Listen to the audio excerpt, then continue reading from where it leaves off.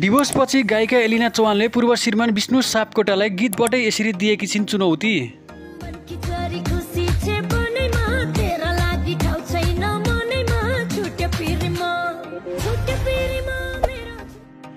गायिका एलिना चौहान र विष्णु सापकोटाको बिहे भएको छोटो 9 महिनाको समय नै डिभोर्स हुन पुगेको थियो।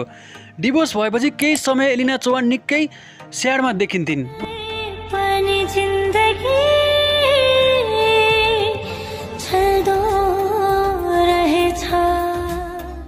उनी एलिना चौहान अहिले भन्छन् विष्णु सापकोटासँगको सम्बन्ध छुटेपछि अहिले फ्री छु म। उसँग हुँदाखेरि धेरै टेन्सन थियो मलाई भनेर उनीले गीतबाट भनेकी छिन्।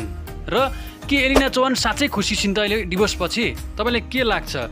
मलाई पनि लाग्छ एलिना चौहान डिभोर्सपछि धेरै खुसी छिन्। उनी जो डिभोर्स अघि बिहेको सम्बन्धमा उनी खुसी थिएनन्।